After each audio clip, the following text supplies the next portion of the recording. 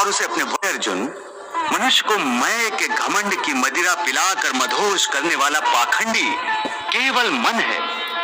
उसके हाथों में मोह माया का जाल है, जिसे वो मनुष्य की कामनाओं पर डालता रहता है और उसे अपने वश में करता रहता है। ये मन शरीर से भी मोह करता है, अपनी खुशियों से भी मोह करता है और अपने दुखों से भी। खुशियों में खुशियों से भरे गीत गाता है, तो दुख में दुख भरे गीत गुनगुनाता है। अपने दुख में दूसरों को शामिल करके उसे खुशी होती है। किसी भी प्राणी को उसका मन जीवन के अंत तक अपने जाल से निकलने नहीं देता। रस्सी में बांधकर उसे तरह तरह के नाच नचवाता रहता है।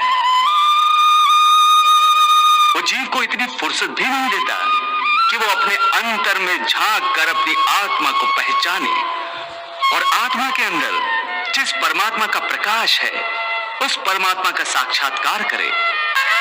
हे पार्थ, प्राणी के लिए आवश्यक है कि प्राणी अपने मन को काबू में करके अपने अंतर में झांक कर आत्मा को देखे।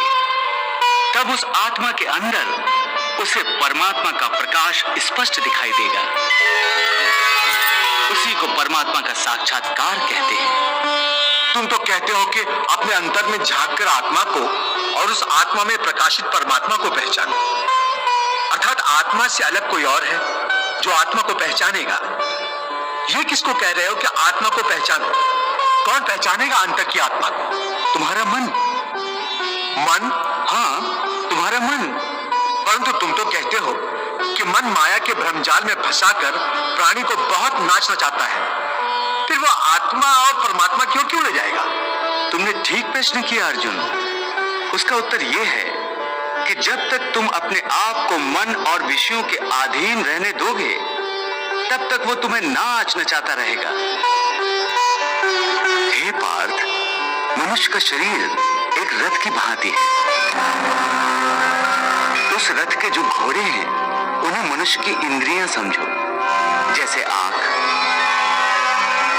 नाक,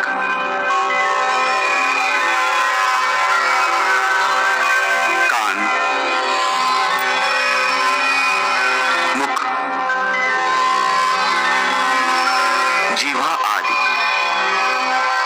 उन इंद्रियों को, घोड़ों को जो सारथी चलाता है, वो सारथी ही मन है।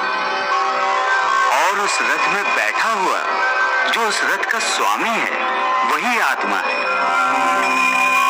मनुष्य की इंद्रियां अपने विषयों की ओर आकर्षित होती रहती हैं और उसका मन इंद्रियों को उनके विषयों की ओर ही दौड़ाता रहता है।